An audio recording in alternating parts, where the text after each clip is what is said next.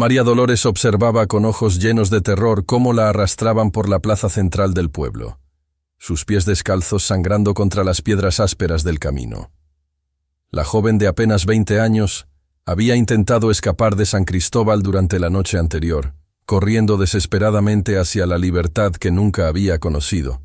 Lo que ella no sabía era que el corrupto alcalde Ramírez tenía ojos y oídos en cada rincón de aquel maldito lugar. Nadie escapaba de San Cristóbal sin su permiso, y mucho menos la hija de una lavandera sin recursos.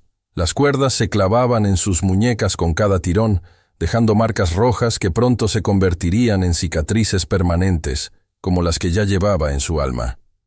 El sol abrasador de la tarde caía sobre la multitud, reunida para presenciar su humillación pública. Aquel pueblo que la había visto crecer ahora la observaba con una mezcla de curiosidad morbosa y desprecio. Nadie levantaba una voz para defenderla. María Dolores buscó desesperadamente el rostro de su madre entre la multitud. Cuando finalmente la encontró, el corazón se le partió en 1000 pedazos. Carmen, la mujer que le había dado la vida, agachaba la cabeza y se daba la vuelta, alejándose con pasos apresurados. La había abandonado como todos los demás. Lo que nadie en aquel pueblo sospechaba era que María Dolores guardaba un secreto capaz de destruir los cimientos sobre los que se sostenía el poder del alcalde Ramírez y sus secuaces. Un secreto tan peligroso que justificaba cualquier medida para silenciarla, incluso esta barbárica subasta humana que estaban a punto de presenciar. El alcalde Ramírez, con su impecable traje blanco que contrastaba con la oscuridad de su alma, subió al improvisado podio en el centro de la plaza. Su voz resonó con falsa autoridad mientras explicaba a los presentes que aquella muchacha representaba una amenaza para la paz del pueblo. Era rebelde, incontrolable, problemática, y necesitaba la mano firme de un hombre que la enderezara. ¿Quién ofrece algo por esta joven problemática?, gritó el alcalde con una sonrisa que no llegaba a sus ojos.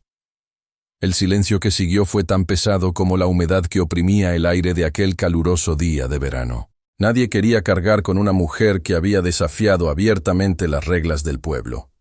María Dolores sentía las lágrimas acumularse en sus ojos, pero se negaba a darles la satisfacción de verla llorar. Mantuvo la cabeza alta mientras el sudor se mezclaba con el polvo en su rostro, creando surcos que parecían lágrimas de barro. Su vestido rasgado apenas cubría su dignidad, pero era lo único que le quedaban después de su fallido intento de fuga. La joven había pasado 3 días encerrada en el sótano de la alcaldía, sin apenas comida ni agua. Sus labios estaban partidos por la deshidratación y sus piernas apenas podían sostenerla. Aún así, la determinación brillaba en sus ojos oscuros como brasas ardientes. El alcalde repitió su pregunta, esta vez con impaciencia en su voz. Los hombres del pueblo intercambiaban miradas incómodas. Nadie quería involucrarse con una mujer marcada por el sello de la rebeldía. Las mujeres murmuraban entre ellas, juzgando sin piedad a quien había osado desafiar el orden establecido. «Esta chica es fuerte, puede trabajar en el campo o en la casa», insistió el alcalde, cuya desesperación comenzaba a traslucirse.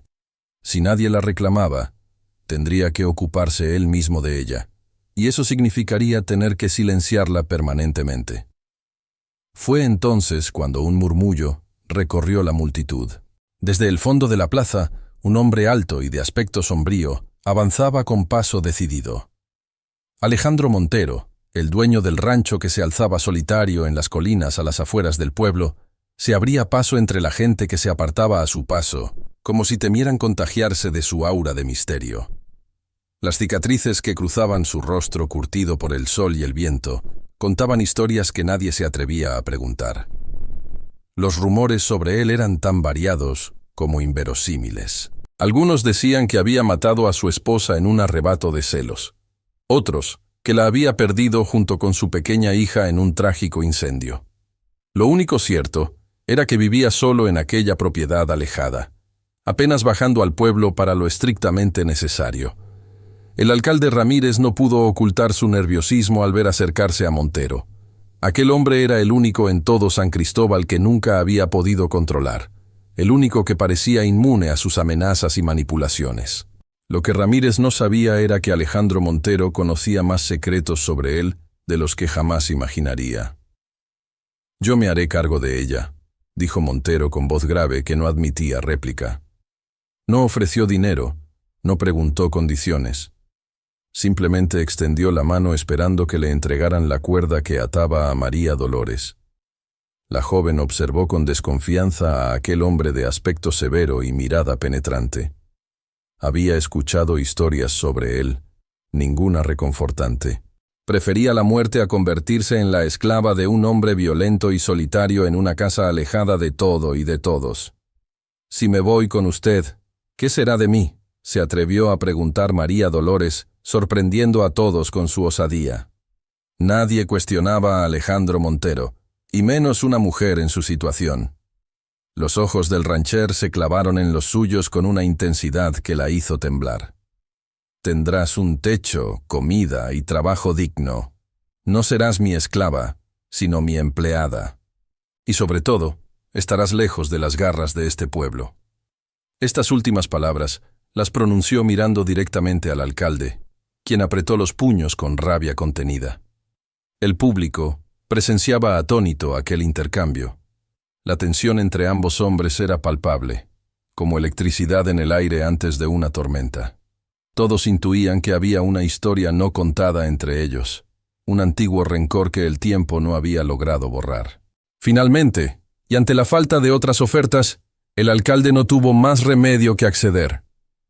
Con una sonrisa forzada, entregó la cuerda a Montero, no sin antes susurrarle al oído: «Si descubres algo que no deberías, recuerda que puedo quitártela tan fácilmente como te la he dado». Alejandro Montero no se inmutó ante la amenaza. Con un movimiento rápido, sacó una navaja de su cinturón y cortó las ataduras de María Dolores, liberando sus muñecas lastimadas. La joven frotó sus manos doloridas, sorprendida por aquel gesto inesperado. «Vamos», le dijo simplemente, señalando hacia donde había dejado su caballo. No la tocó, no la forzó a seguirlo. Simplemente comenzó a caminar, esperando que ella tomara la decisión de seguirlo por voluntad propia. María Dolores dudó un instante. Miró a su alrededor, a todas aquellas caras familiares que ahora le parecían máscaras vacías de humanidad. Buscó una vez más a su madre, pero Carmen ya no estaba allí. Con un profundo suspiro, dio su primer paso tras los de Alejandro Montero, eligiendo lo desconocido sobre la certeza de la crueldad que ya conocía. El camino hacia el rancho transcurrió en un silencio incómodo. Montero cabalgaba mientras María Dolores caminaba junto al caballo, descalza y exhausta. Cada paso era un tormento para sus pies heridos, pero se negaba a quejarse o a pedir ayuda.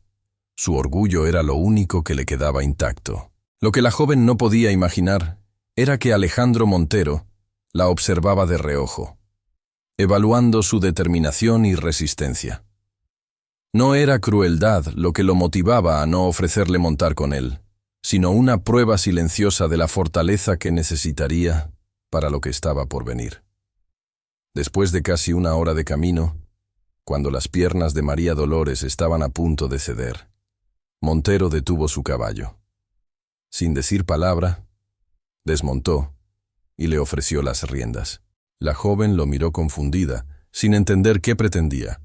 «Monta tú el resto del camino», le dijo con aquella voz grave que no revelaba emoción alguna. «Yo caminaré». La sorpresa dejó a María Dolores sin palabras.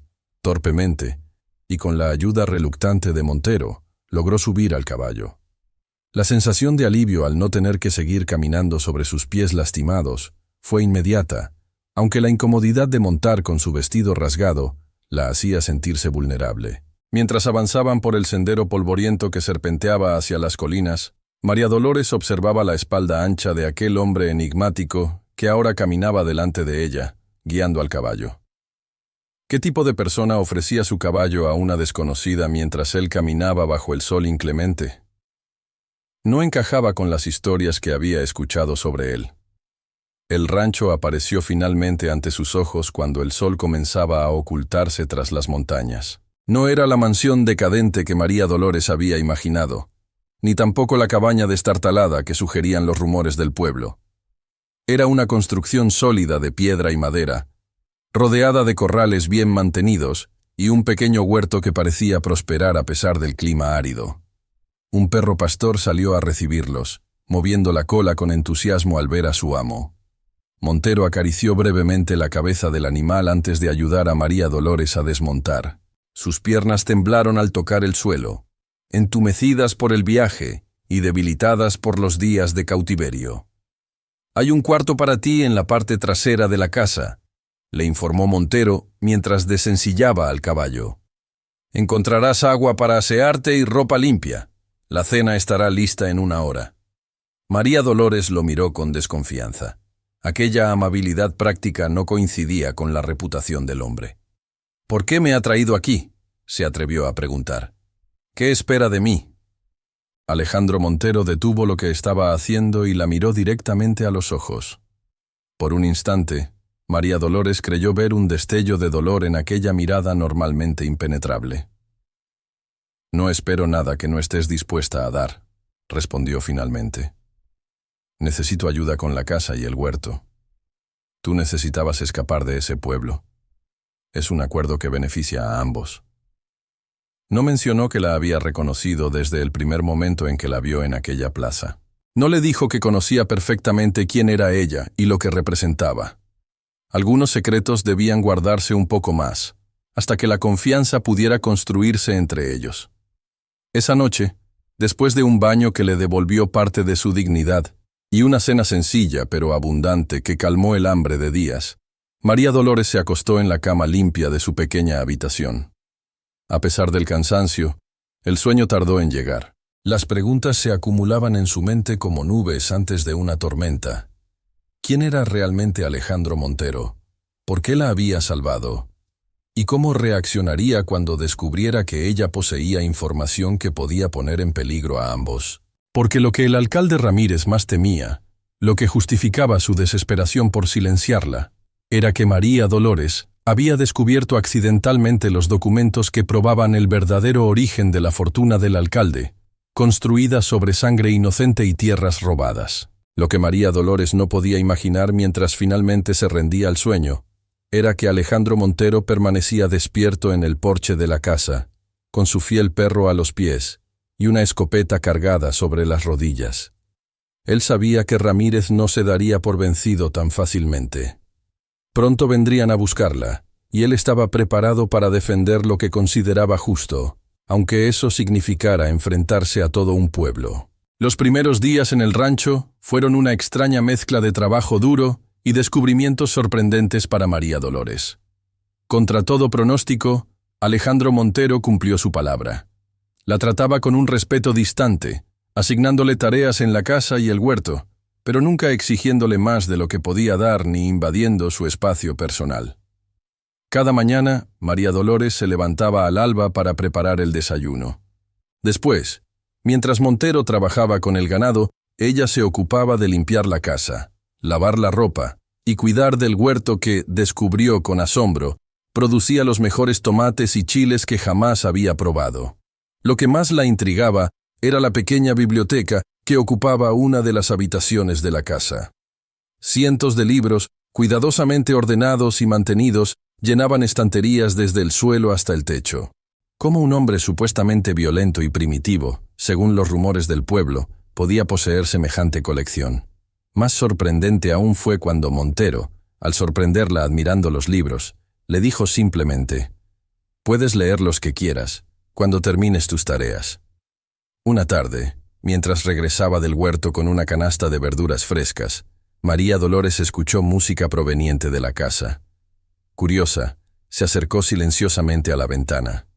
Lo que vio la dejó sin aliento. Alejandro Montero, aquel hombre de aspecto severo y pocas palabras, tocaba un viejo piano con una sensibilidad que contradecía por completo su imagen exterior. Sus dedos, los mismos que domaban caballos salvajes y reparaban cercas con fuerza bruta, acariciaban las teclas con una delicadeza conmovedora. La melodía era triste, cargada de nostalgia y dolor, tan intensa que María Dolores sintió lágrimas formarse en sus ojos sin saber exactamente por qué. Fue en ese momento cuando comenzó a cuestionarse todo lo que creía saber sobre aquel hombre. ¿Quién era realmente Alejandro Montero? ¿Qué tragedias se ocultaban tras aquellas cicatrices en su rostro y en su alma? Lo que María Dolores no podía imaginar era que, cada noche después de cenar, cuando ella se retiraba a su habitación, Montero cabalgaba hasta un punto elevado desde donde podía observar el camino que llevaba al pueblo. Vigilaba, esperando ver las antorchas de los hombres, que sin duda Ramírez enviaría tarde o temprano. El alcalde no podía permitir que aquella joven viviera lo suficiente para revelar lo que sabía. María Dolores había trabajado durante 6 meses como sirvienta en la casa del alcalde, hasta que una noche, buscando un documento que Ramírez le había pedido, encontró por accidente un cofre oculto detrás de un falso panel en la biblioteca. La curiosidad pudo más que la prudencia, y María Dolores abrió aquel cofre prohibido. Dentro encontró documentos amarillentos por el tiempo, escrituras de tierras y propiedades. Al principio no entendió su importancia, hasta que reconoció los nombres. Eran las tierras pertenecientes a 7 familias que habían abandonado misteriosamente el pueblo hace 15 años, durante una epidemia de fiebre que se llevó muchas vidas. Pero los documentos contaban una historia diferente. Aquellas familias no habían muerto de fiebre ni habían abandonado voluntariamente sus propiedades. Las firmas falsificadas y las fechas manipuladas revelaban un plan meticuloso para apropiarse de sus tierras, las más fértiles de la región. Y junto a los documentos, una lista de nombres con cruces al lado. Una lista de personas eliminadas para mantener el secreto. Entre esos nombres, María Dolores había reconocido con horror el de su propio padre, un hombre al que apenas recordaba porque los había abandonado cuando ella tenía 5 años, según le había contado siempre su madre. La verdad la golpeó como un puñetazo. Su padre no los había abandonado, había sido asesinado por orden de Ramírez. Fue esa revelación la que la empujó a intentar escapar de San Cristóbal, llevando consigo copias de algunos de esos documentos cuidadosamente escondidos entre sus escasas pertenencias. Documentos que ahora permanecían ocultos en el dobladillo de su viejo vestido, el mismo que había dejado cuidadosamente guardado bajo su colchón en el rancho de Montero. Lo que ella no sabía era que Alejandro Montero tenía sus propias razones para odiar al alcalde Ramírez. Razones igualmente dolorosas y personales, vinculadas a la misma tragedia que había arrebatado tantas vidas 15 años atrás. Una mañana, casi 3 semanas después de su llegada al rancho, María Dolores se encontraba sola en la casa. Montero había partido al amanecer para revisar el ganado en los pastos más alejados y no regresaría hasta el atardecer. Era la primera vez que la dejaba completamente sola. Una muestra de confianza que no pasó desapercibida para ella. Con las tareas domésticas terminadas, la curiosidad la llevó a explorar más a fondo la casa. No pretendía husmear, se dijo a sí misma.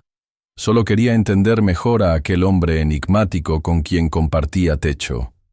Su exploración la llevó hasta el dormitorio principal, una habitación austera pero ordenada, que reflejaba la personalidad de su dueño. Sobre la cómoda había un marco de plata volcado hacia abajo, como si alguien no quisiera ver la imagen que contenía pero tampoco pudiera deshacerse de ella. Con el corazón acelerado, María Dolores lo levantó. La fotografía mostraba a un Alejandro Montero más joven, sin las cicatrices que ahora cruzaban su rostro, sonriendo junto a una hermosa mujer que sostenía en brazos a una niña pequeña. Se veían felices, completos, una familia unida que nada tenía que ver con el hombre solitario y sombrío que ella conocía. Mientras observaba aquella imagen de un pasado perdido, algo más captó su atención. Sobre la cómoda había también un recorte de periódico amarillento por el tiempo. El titular hablaba de un trágico incendio en el que habían perdido la vida 7 familias del pueblo durante un brote de fiebre. Entre los nombres de los fallecidos estaban Elena y Sofía Montero, la esposa e hija de Alejandro. El corazón de María Dolores dio un vuelco. La fecha coincidía exactamente con los documentos que ella había descubierto en la casa de Ramírez. No había sido un incendio accidental ni una epidemia. Había sido un asesinato calculado para encubrir el robo de tierras más grande de la historia de la región. De repente, todo encajaba. La hostilidad entre Montero y Ramírez, la vida solitaria del rancher, su decisión de sacarla de las garras del alcalde. Alejandro Montero sabía, o al menos sospechaba la verdad, pero le faltaban las pruebas que ella tenía escondidas. María Dolores estaba tan absorta en su descubrimiento que no escuchó los pasos que se acercaban a la casa. Para cuando el ladrido alarmado del perro la alertó, ya era tarde. La puerta principal se abrió de golpe y 3 hombres armados irrumpieron en la casa. Eran los matones de Ramírez, encabezados por Ortega, su mano derecha y el ejecutor de sus órdenes más sucias. «Vaya, vaya, ¿qué tenemos aquí?», sonrió Ortega con malicia al encontrarla en el dormitorio de Montero. La sirvienta husmeando entre las cosas de su amo. El alcalde tenía razón, no se puede confiar en ti. María Dolores retrocedió hasta chocar contra la pared. Estaba atrapada y lo sabía.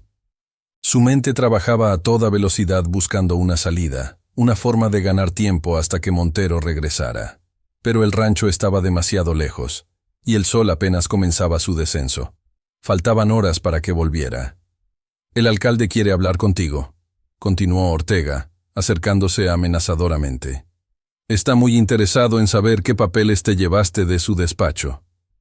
El miedo heló la sangre de María Dolores.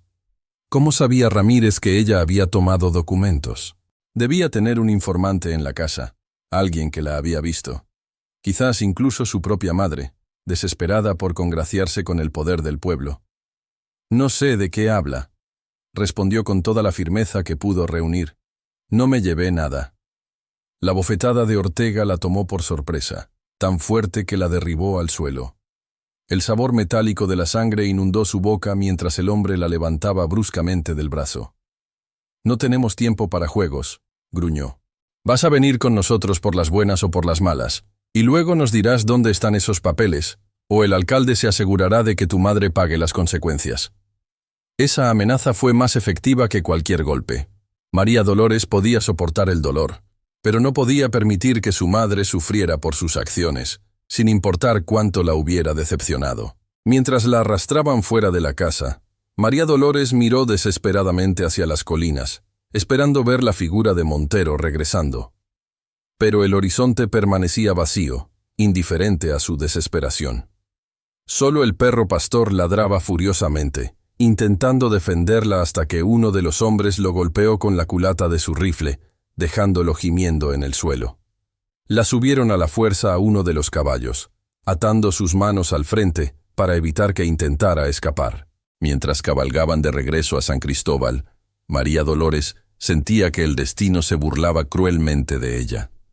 Había estado tan cerca de encontrar un aliado, alguien que compartía su causa contra Ramírez. Ahora todo estaba perdido. Lo que los hombres de Ramírez no podían imaginar era que aquel perro pastor que habían dejado malherido no era un animal común. Tras recuperarse del golpe, el fiel animal salió disparado hacia las colinas donde sabía que encontraría a su amo. Kilómetros de terreno agreste no eran nada para un perro criado en la vida dura del rancho. Alejandro Montero estaba marcando a un ternero recién nacido cuando vio a su perro aparecer en la distancia, corriendo como si el mismo diablo lo persiguiera. No necesitó más señales para saber que algo grave había ocurrido. Con una rapidez nacida de años de trabajar con el ganado, montó su caballo y siguió al animal que ya daba la vuelta para guiarlo de regreso al rancho. En su corazón, Montero ya sabía lo que había sucedido. Había temido este momento desde que trajo a María Dolores a su casa, pero había esperado tener más tiempo. Tiempo para ganarse su confianza, para confesarle la verdad sobre su propio pasado, y para elaborar juntos un plan contra Ramírez. Porque lo que María Dolores no sabía, lo que nadie en el pueblo sabía, era que Alejandro Montero había pasado los últimos 15 años de su vida reuniendo pruebas contra el alcalde. Pruebas que demostraban que el incendio que había matado a su familia y a otras 6 no había sido un accidente, sino un asesinato calculado para encubrir el robo de tierras.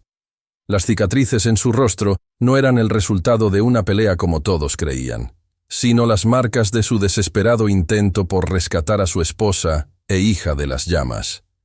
Había sobrevivido, pero una parte de él había muerto aquella noche junto con su familia, La parte que creía en la justicia, en la bondad inherente de las personas, en el sistema. Desde entonces, se había convertido en un hombre de acción más que de palabras. Pacientemente había construido una red de contactos fuera del pueblo, incluyendo un fiscal en la capital del estado que estaba esperando la oportunidad perfecta para derribar al corrupto alcalde Ramírez. Solo le faltaba una pieza del rompecabezas: los documentos originales que probaban la falsificación de las escrituras y los asesinatos. Documentos que, sospechaba, María Dolores había conseguido de algún modo. Por eso Ramírez estaba tan desesperado por silenciarla, y por eso él había intervenido en aquella subasta inhumana. Al llegar al rancho y ver los signos de lucha, la puerta forzada y la ausencia de María Dolores, Montero sintió que la historia se repetía. Una vez más, había fallado en proteger a alguien inocente de la maldad de Ramírez. Pero esta vez no se quedaría de brazos cruzados, lamentando su pérdida. Esta vez actuaría antes de que fuera demasiado tarde. Rápidamente entró en la casa y fue directo a un escondite secreto bajo el suelo de su habitación. De allí sacó un cofre pequeño que contenía 2 revólveres, munición y una carta sellada dirigida al fiscal del estado. Era su plan de emergencia, el que había preparado para el día en que finalmente se enfrentaría a Ramírez. Mientras se armaba, sus ojos se posaron en la cama de María Dolores. Algo parecía fuera de lugar. El colchón estaba ligeramente desplazado, como si alguien hubiera buscado algo debajo. Intrigado, levantó el colchón y encontró el viejo vestido rasgado que ella llevaba el día que la trajo al rancho. Con cuidado, examinó la prenda. Parecía un harapo inservible, pero algo le decía que María Dolores lo había guardado por una razón. Sus dedos expertos detectaron un dobladillo más grueso de lo normal. Con su navaja, cortó cuidadosamente las costuras y allí estaban varias hojas de papel dobladas con extremo cuidado. Al desplegarlas, el corazón de Montero dio un vuelco. Eran exactamente los documentos que había estado buscando durante 15 años. Las pruebas originales de la conspiración de Ramírez, con su firma y sello, en cada una de las falsificaciones. Con esto, más su testimonio y el de María Dolores, el alcalde no solo perdería su poder, sino que pasaría el resto de su vida tras las rejas. Con renovada determinación, Montero guardó los documentos en el bolsillo interior de su chaqueta, junto a su corazón. Montó su caballo más veloz y, con su fiel perro corriendo a su lado y sus armas listas, partió hacia San Cristóbal. La hora de la verdad había llegado. Y con ella, quizás, la posibilidad de redención para un hombre que había vivido demasiado tiempo con la culpa de no haber podido salvar a su familia. Mientras tanto, en el sótano de la alcaldía, María Dolores enfrentaba el interrogatorio brutal de Ramírez. El alcalde había perdido toda pretensión de civilidad. Con el rostro deformado por la ira, alternaba entre amenazas, golpes y promesas falsas de libertad si ella revelaba el paradero de los documentos. Esos papeles no significan nada, mentía Ramírez mientras caminaba en círculos alrededor de la silla donde la habían atado. Son solo viejos registros sin importancia. ¿Por qué arriesgar tu vida por ellos? María Dolores, con el rostro hinchado por los golpes pero los ojos ardiendo con determinación, se mantenía en silencio. Cada minuto que pasaba era un minuto ganado. Sabía que Montero regresaría al rancho eventualmente y encontraría señales de lucha. ¿Vendría a buscarla? ¿O aprovecharía la oportunidad para deshacerse de los problemas que ella había traído a su vida tranquila? Tu madre está aquí, dijo finalmente Ramírez, cambiando de táctica. ¿Quieres que la traiga para que vea en lo que te has convertido? ¿O prefieres confesarlo todo ahora y evitarle ese disgusto?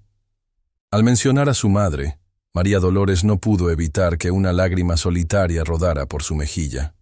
A pesar del abandono, a pesar de la traición, seguía amando a aquella mujer quebrada por la vida y el miedo. Carmen había hecho lo que creía necesario para sobrevivir en un pueblo donde las mujeres solas no tenían más opción que someterse o perecer. «Haz lo que quieras conmigo», respondió finalmente María Dolores con voz ronca por la sed y el dolor. «Pero deja en paz a mi madre. Ella no sabe nada de esto». Ramírez sonrió con crueldad. creyendo que finalmente había encontrado el punto débil de la joven. Lo que no sabía era que María Dolores estaba ganando tiempo, confiando en que los documentos permanecerían seguros en el rancho de Montero, incluso si ella no sobrevivía para utilizar esa información. «Tráiganla», ordenó el alcalde a uno de sus hombres. Mientras esperaban, se inclinó hacia María Dolores, su rostro tan cerca que ella podía oler el alcohol en su aliento. «Cuando tu madre esté aquí, te mostraré lo que le pasa a quienes desafían mi autoridad». Fuera del edificio de la alcaldía, el sol comenzaba a ponerse, tiñendo el cielo de un rojo sangre que parecía un presagio de lo que estaba por venir. Los habitantes de San Cristóbal, ajenos a la tragedia que se desarrollaba en el sótano, cerraban sus negocios y se retiraban a sus casas, evitando hacer preguntas incómodas sobre la joven que había sido llevada a la fuerza de regreso al pueblo. Lo que nadie esperaba era la figura solitaria que se acercaba cabalgando desde las colinas. Alejandro Montero avanzaba a paso firme por la calle principal, su silueta recortada contra el sol poniente, como la de un vengador salido de las leyendas. A su lado, el fiel perro pastor trotaba con la misma determinación que su amo. Los pocos transeúntes que quedaban en la calle se apartaban a su paso, sintiendo instintivamente que aquel hombre traía consigo la tormenta. Montero desmontó frente a la alcaldía sin prisas, atando su caballo al poste con movimientos calculados. Acarició brevemente la cabeza de su perro y le susurró una orden que el animal pareció entender perfectamente, pues se alejó trotando hacia el lado del edificio. Con paso decidido, Montero subió los escalones de la alcaldía. El guardia que custodiaba la entrada intentó detenerlo, pero bastó una mirada de aquellos ojos endurecidos por años de dolor para que el hombre reconsiderara su posición y se apartara. Algunos decían que Montero tenía la mirada del diablo cuando se enfadaba, y nadie quería comprobar si esa leyenda era cierta. Dentro del edificio, el alcalde Ramírez levantó la cabeza al escuchar el alboroto en el piso superior. La puerta del sótano se abrió de golpe, y uno de sus hombres apareció con el rostro pálido. «Montero está aquí», anunció con voz temblorosa. «Ha derribado a 2 guardias y viene hacia abajo». El pánico se dibujó en el rostro del alcalde. No esperaba una confrontación directa, no tan pronto y no en su propio territorio. Rápidamente sacó su pistola y la apuntó hacia María Dolores. «Dile a tus hombres que lo detengan», ordenó con voz que pretendía ser firme pero revelaba su miedo. «Y trae a la madre de esta chica ahora mismo». En ese momento, los pesados pasos de Montero resonaron en la escalera que conducía al sótano. El alcalde y sus 2 secuaces apuntaron sus armas hacia la entrada, formando un escudo humano entre María Dolores y la puerta. La figura imponente de Alejandro Montero apareció en el umbral, bloqueando completamente el paso. No llevaba sus armas en las manos, pero la determinación en su mirada era más amenazadora que cualquier pistola. «Suéltala, Ramírez», dijo con aquella voz grave y serena que contrastaba con la tensión del momento. Se acabó el juego. El alcalde soltó una risa nerviosa. ¿El juego? Esto nunca fue un juego, Montero. Esto es poder, el tipo de poder que un don nadie como tú nunca entenderá. ¿Crees que puedes entrar aquí y darme órdenes? Tengo a toda la policía del pueblo de mi lado. Ya no, respondió Montero con una calma escalofriante. El fiscal del estado está en camino con una orden de arresto contra ti. Llegarán al amanecer. Por primera vez, la incertidumbre nubló el rostro de Ramírez. ¿De qué estás hablando? No tienes pruebas de nada. Montero metió lentamente la mano en el bolsillo interior de su chaqueta. Los hombres del alcalde tensaron sus dedos sobre los gatillos, pero no se atrevieron a disparar sin una orden directa. «Te equivocas», dijo Montero mientras extraía los documentos cuidadosamente doblados. «Tengo exactamente lo que he estado buscando durante 15 años. Las pruebas de que orquestaste el incendio que mató a mi familia y a otras 6.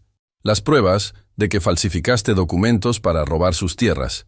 Y lo más importante, las firmas y sellos que te conectan directamente con cada uno de esos crímenes». La sorpresa en los ojos de María Dolores fue tan grande como la del propio Ramírez. Así que Montero lo sabía, o al menos lo sospechaba. Por eso la había salvado de la subasta, no por compasión, sino porque intuía que ella podía tener las pruebas que él necesitaba. El alcalde palideció visiblemente. Sus ojos se movían nerviosamente entre Montero, los documentos y María Dolores. Su mente calculadora evaluaba opciones, buscando una salida. «Podemos llegar a un acuerdo», dijo finalmente, bajando ligeramente su arma. «Eres un hombre inteligente, Montero. Piénsalo. Con esos documentos y mi dinero, podríamos...» «No hay acuerdo posible», lo interrumpió Montero.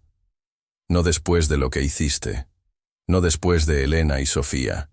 No después de todas las vidas que destruiste por codicia». En ese momento crítico, cuando la tensión parecía a punto de estallar en violencia, una nueva figura apareció en la escalera detrás de Montero.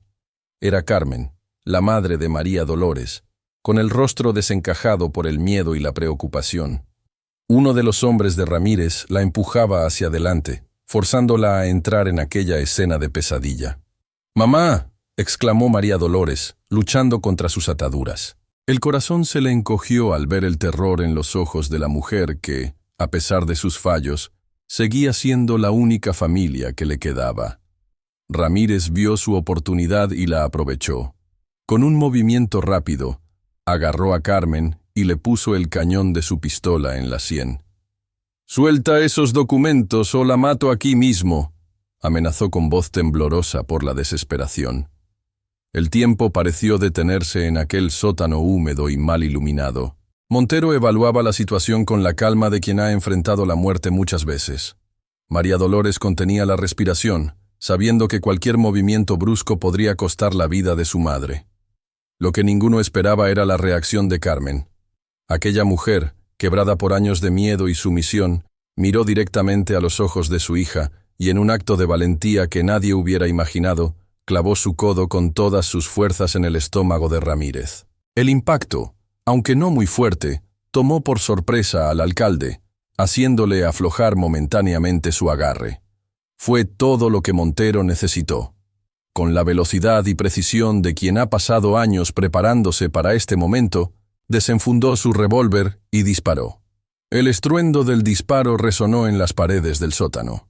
Ramírez cayó hacia atrás, su pistola deslizándose por el suelo de piedra. La bala de Montero había encontrado su objetivo. El hombro del alcalde, inhabilitándolo, pero sin matarlo. La justicia que Montero buscaba no era la muerte rápida, sino el juicio público que expondría los crímenes de Ramírez ante todo el mundo. Los secuaces del alcalde, viendo caer a su líder, dudaron solo un instante antes de soltar sus armas y levantar las manos. La leyenda de la puntería de Montero era bien conocida, y nadie quería comprobarla en carne propia. Carmen corrió hacia su hija, desatándola con manos temblorosas, mientras lágrimas de alivio y remordimiento corrían por sus mejillas. «Perdóname», susurraba una y otra vez. Tenía tanto miedo, no sabía qué hacer. María Dolores, libre al fin de sus ataduras, abrazó a su madre con todas sus fuerzas, perdonándola en silencio. El dolor y la traición aún estaban ahí, pero también la comprensión de que el miedo puede hacer cosas terribles, incluso a las personas que amamos. Montero mantenía su arma apuntando a Ramírez, quien se retorcía en el suelo sujetando su hombro ensangrentado. «Esto es por Elena, por Sofía y por todas las vidas que destruiste», dijo con una voz que contenía 15 años de dolor contenido. «La justicia que no pudieron tener, la tendrán ahora». Mientras aseguraba a los hombres de Ramírez y enviaba a uno de ellos a buscar al médico del pueblo, no para el alcalde, sino para atender las heridas de María Dolores, Montero explicó brevemente lo que sucedería a continuación. El fiscal del Estado llegaría al amanecer con una orden de arresto para Ramírez y varios funcionarios corruptos del pueblo. Los documentos que María Dolores había rescatado serían la evidencia central en un caso que sacudiría los cimientos de San Cristóbal.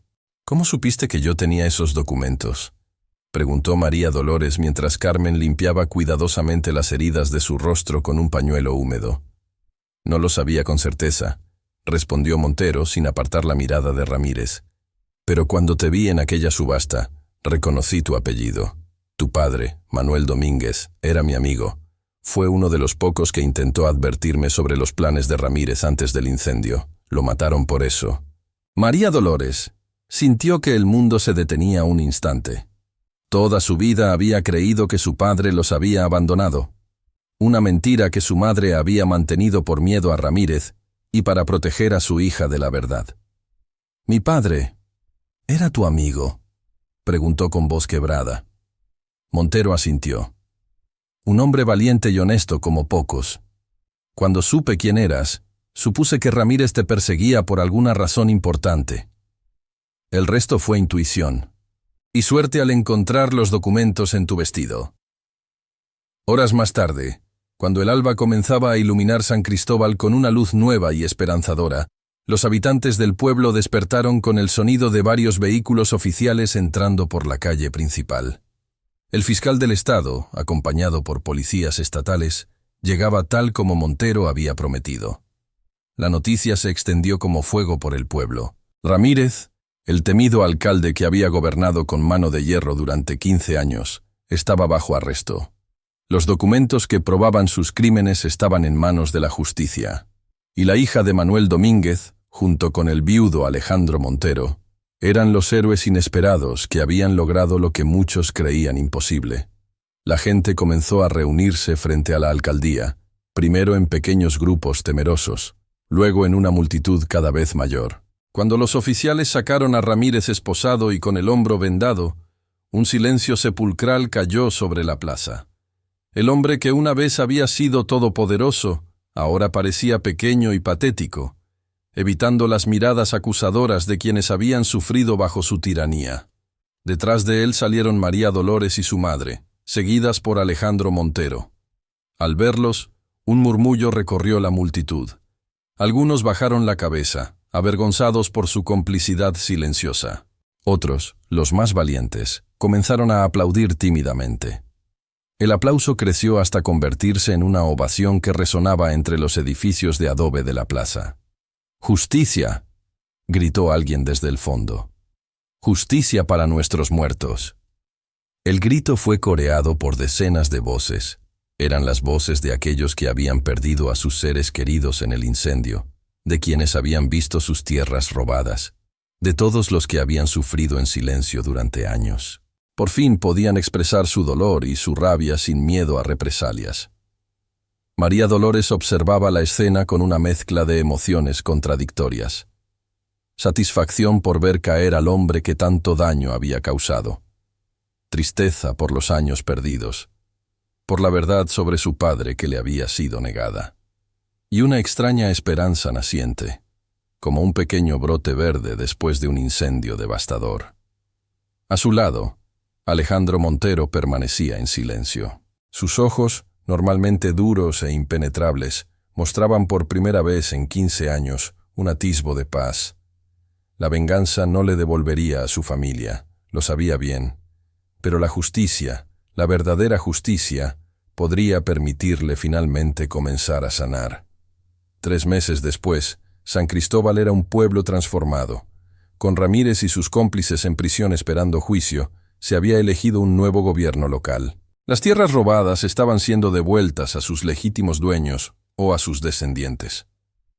El miedo que había paralizado a la comunidad durante tanto tiempo comenzaba a disiparse lentamente, como la niebla bajo el sol de la mañana. María Dolores y su madre habían regresado al rancho de Montero, no como empleadas, sino como socias en la administración de la propiedad. Carmen, liberada al fin del peso del secreto y la culpa, había recuperado algo de la vitalidad y la alegría que la caracterizaban antes de la muerte de su esposo. Trabajaba en el huerto con dedicación, como si cada planta que cultivaba fuera un pequeño homenaje a la memoria del hombre que había amado. María Dolores, por su parte, había encontrado en los libros de Montero un mundo que siempre había anhelado.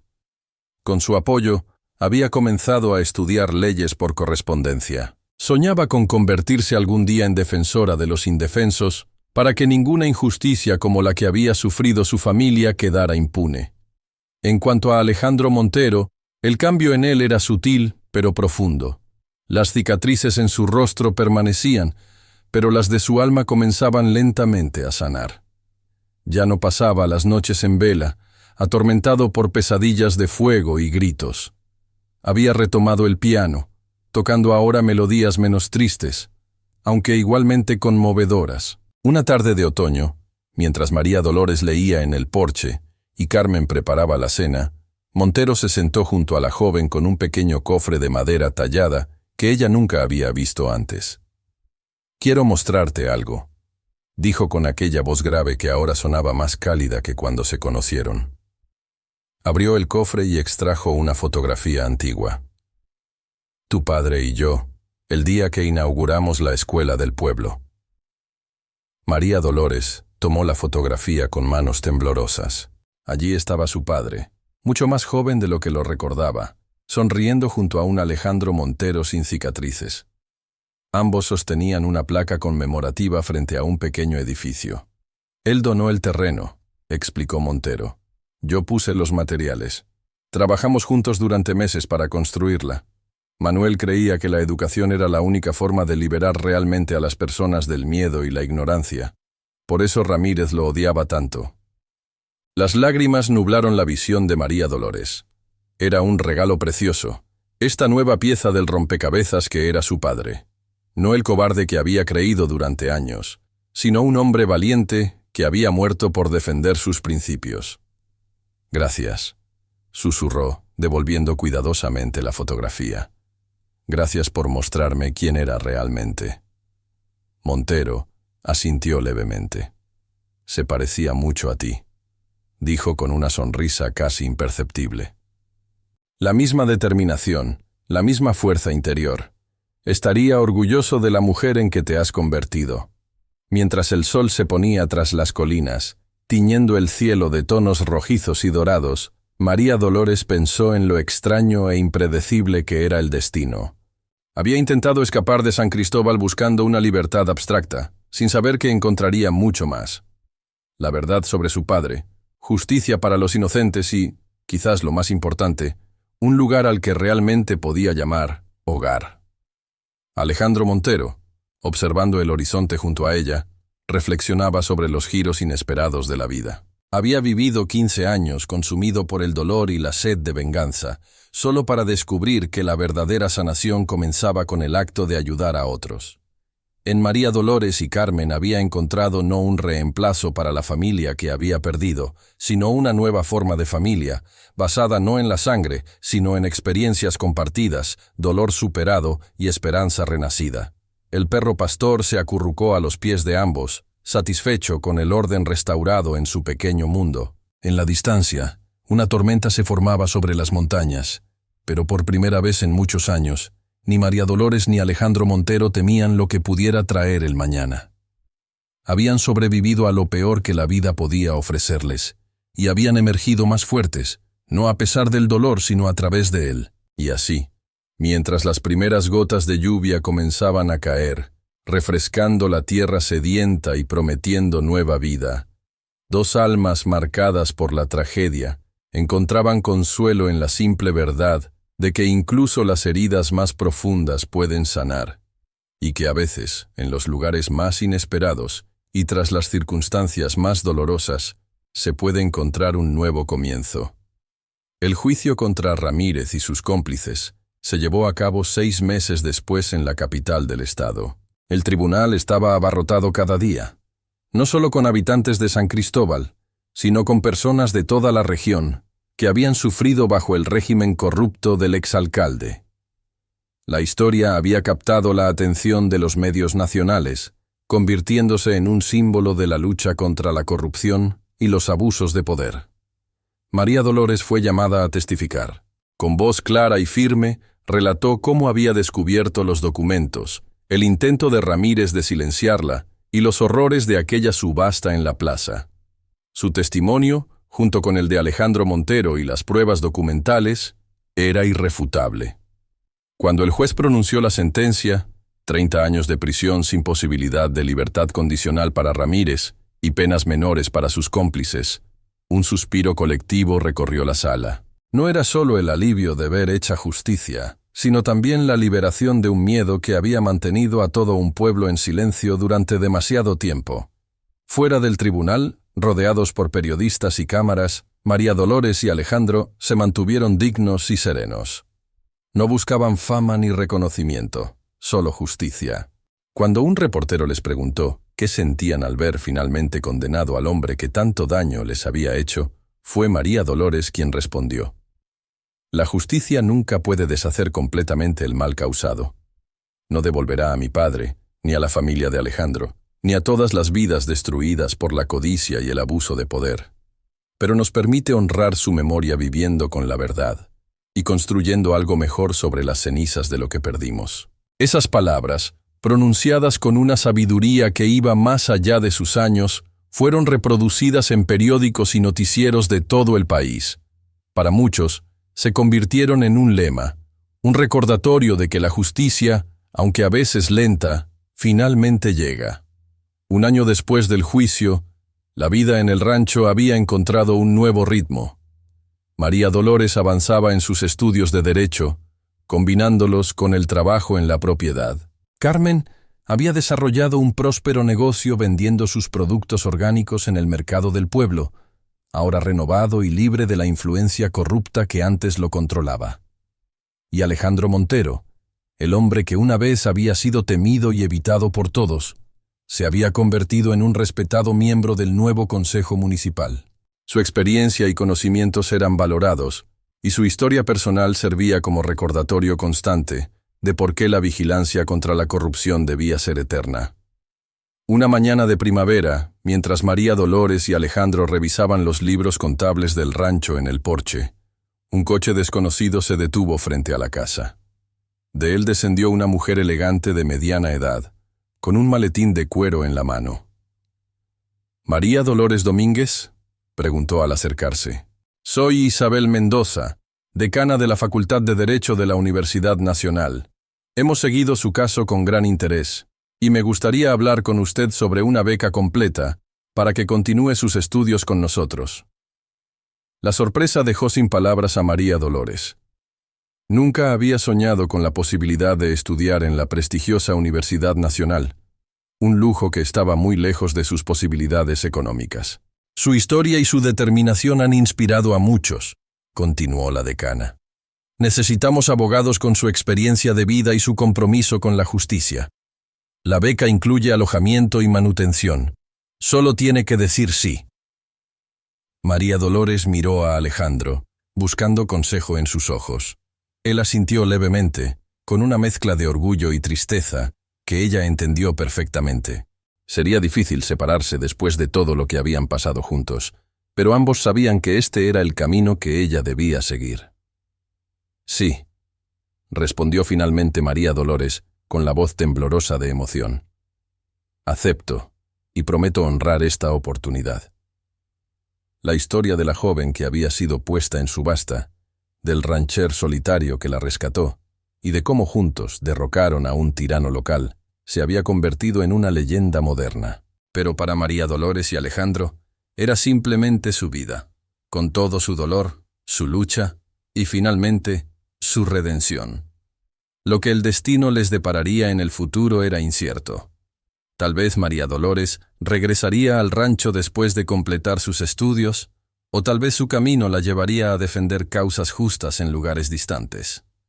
Quizás Alejandro encontraría el valor para abrir nuevamente su corazón, o quizás se contentaría con la paz que finalmente había alcanzado.